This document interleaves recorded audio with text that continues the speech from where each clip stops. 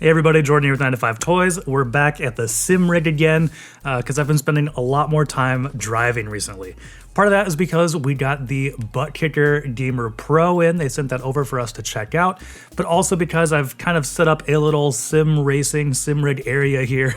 Basically, it's, my monitor's sitting on a plastic folding table. I have a Razer Blade 14 that I purchased over Black Friday that's sitting on a couple boxes right here, but it's working as a makeshift sim rig, and so it's been a lot of fun to dive back into sim racing and a lot more into drifting. So for drifting in Horizon 5, I switched over and used the cockpit view with the drift camera, which has been a huge help and made that a lot easier and feel a lot more natural. And then on Assetto Corsa, I busted out the Quest 2 and I've been doing a lot of drifting in VR, which has been a lot of fun. This is probably one of my favorite ways to do sim drifting because you can actually look around. You don't have to worry about, having a 3-monitor setup or something, super ultra wide. Like even my 49-inch monitor here with a proper FOV doesn't really do very well for drifting for me.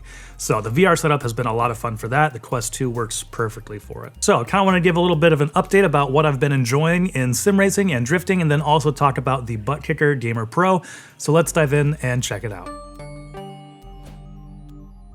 And if you're enjoying this sim racing content, I'm hoping to be putting out a lot more because it's something I'm really enjoying. So be sure to subscribe so you don't miss any future videos. All right, so first off, let's talk about Forza Horizon 5, which I've been using on, this is the monoprice 49-inch double wide monitor here. And this actually works pretty well for drifting on that because of that cockpit view drift camera that Forza has built into the menus. So with that enabled, when you are drifting and going around a corner and you're starting to slip, the camera will rotate like it would, like your head actually turning to the left as your car is kind of rotating to the right. So it's a little bit easier to see through the corners, see where you're going, and also gives you a better idea of the angle your car is at. It makes it a little bit easier to judge how to go into the next corner and how to drift a little bit better. On the other side of that, I feel like it makes the third-person chase cam a little bit harder for me to drift in, which is what I had been using before. So I think this has been a really nice change in kind of how my setup is for drifting in Forza Horizon 5 that I think works really well. So in a lot of this footage, I'm using the same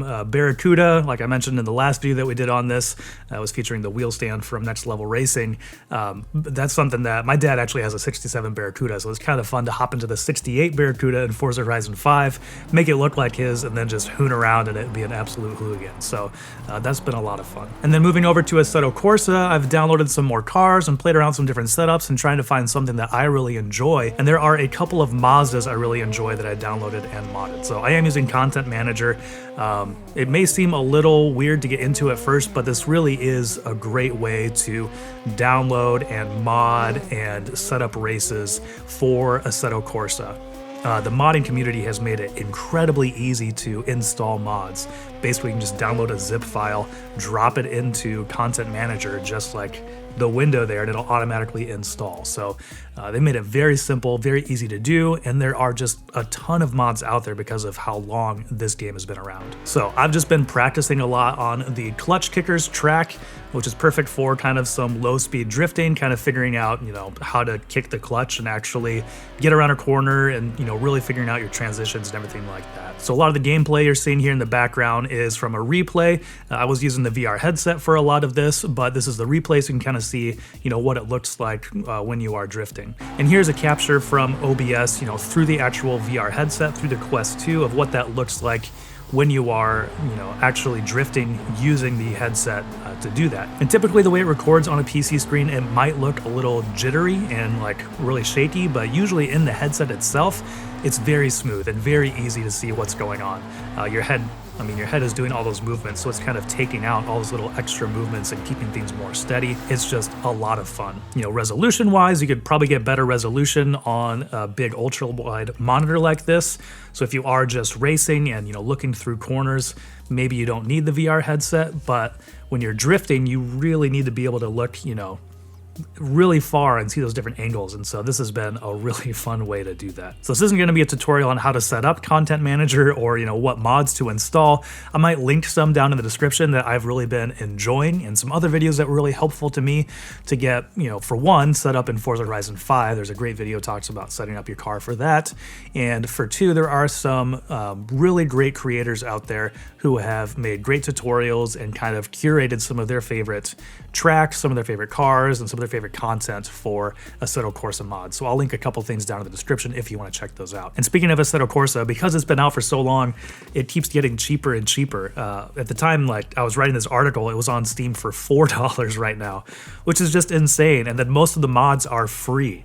So if you have a wheel, if you've been thinking about getting a wheel, but you're worried about, spending a lot of money on the software, on the games, you can get into Assetto Corsa for just dollars and then download a bunch of free mods because the community and the modding community is so awesome and there's so many things out there. So that's something that's really exciting about Assetto Corsa to me. All right, so now let's talk a little bit about the Buttkicker. And if you're not aware what that is, basically it's a transducer in a large metal apparatus that you can connect to your gaming chair. I have it hooked up to my secret lab chair right now, or you can use it on like a dedicated, hard sim rig cockpit. They even use this for home theater setups or for other more interactive setups. And so what it is it takes the audio from a game or different telemetry from a game, we'll talk about that in a second, and then makes it a haptic experience. So that transducer is going crazy, adding a bunch of vibrations to whatever apparatus you have it attached to.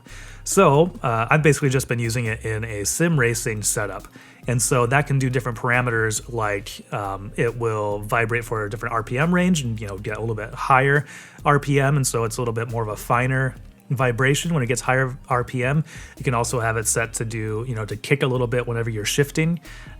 Also things for suspension, for going off-road, for collisions, which, can be a real kick if you really want to turn that up. It does give you some nice little hints, when to shift or, what your suspension's doing, but I don't think it's necessary to get faster. But what it does do is just make a more immersive simulation experience. So you get a little bit more of the feel in the seat, you're feeling the vibrations of the car as you're, pegging the rev limiter while you're drifting, or as you're shifting, or as your, tires bump off the road a little bit. You kind of get some of that experience. And so as far as setting it up, it comes with the transducer that you actually connect to your chair or sim rig or whatever. And then there is an amplifier. I have it sitting right here underneath my monitor that you connect to it. And there's a relatively long wire too, so it's pretty easy to run that anywhere you need to. I have it running underneath my desk and up around the back, and there's plenty of room in there for that. So, and then it just plugs into your PC. And once again, I'm using the Razer Blade 14 here. I bought this as kind of like a work laptop, and something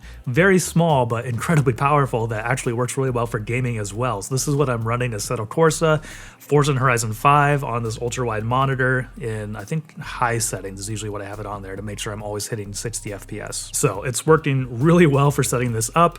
Assetto Corsa is a little bit older, so it's not the most graphically intense game.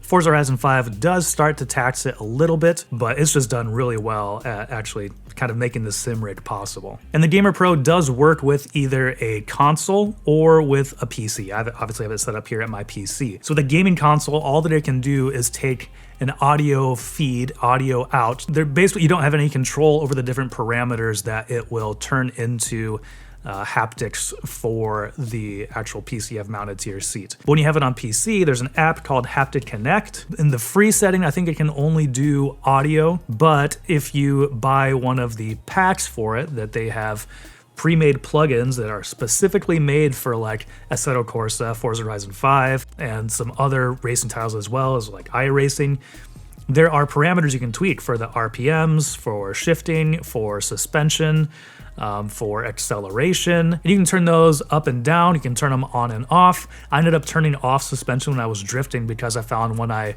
went off the road, it would be way too strong. Like the suspension input for that was way too strong. And then the RPMs would kind of cut out for a while until the suspension kind of died away, and then the RPMs would come back up. So I really enjoyed the RPMs, side of it, basically, feeling what the car was doing and kind of the vibration where I am in that rev range. And so for me, that was more important than kind of the suspension feel. But there's a track pack, which has all the racing titles. There's a flight pack for using with Flight Simulator 2020. And then there's the Ultimate pack, which covers all of those, and then also any future plugins as well. Individual packs, I believe, are $30, and then the Ultimate is $60.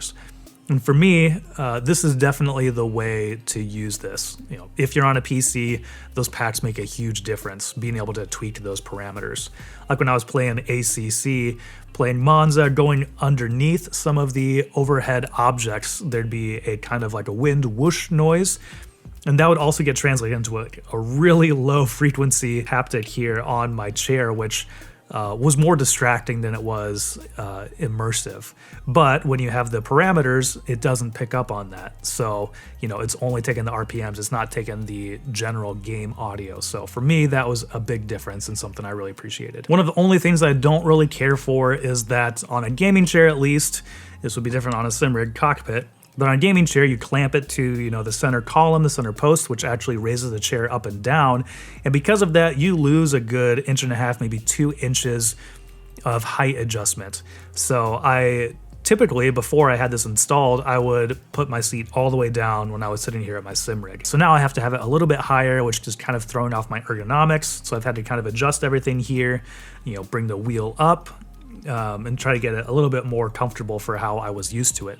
So that's my only, the only thing that I'm not super happy about using this on a game chair. But the nice thing is there is a quick release on the cable. So like even with this game chair, I can take back and forth from my sim rig over to my editing PC over there. And it's not a big deal to wheel this around and then, plug it back in when I am ready to use it again. It can also be quite loud depending on how much you have it turned up. All right, so here I want to give you an idea of what it actually sounds like when you are using it. So I have it set to 22 on the amplifier connected to my Secret Labs gaming chair here. We're just gonna drive around in Forza Horizon 5 a little bit so you can get an idea for what the volume level is here. I don't know if you can tell, I'm drifting a little bit. So you hear a lot of the revs. I'm hitting the rev limiter a lot. But hopefully this gives you a good idea of what that volume level is. And it's kind of like shaking my whole floor a little bit. Like you can hear it on some of my light stands and things I've set up back there, my C stand. It'll rattle that a little bit. So, depending on where you are, what kind of environment, that might be something you want to consider. But like I said, if you are in an area where it's not something you have to worry about, this is a fun way to add some more immersive experience to your sim racing setup. But of course, sim racing gear can start to get pretty expensive. This is kind of expensive, but if you want to add immersion, then there's not really a whole lot else out there like that. And the plugins that they have are just perfect for this. They work so well in the racing titles to add some immersion. But the Gamer Plus, which is the cheaper, more affordable version, with the track pack is $280. And then the Gamer Pro, which is what we have here, with the track pack, to make sure you have those racing titles, is $330. So depending on your setup and what you have, that's something that you'll definitely want to consider. Is it worth it adding that little bit of haptic feedback, which would maybe not make you faster, but make the overall immersive experience a little bit better?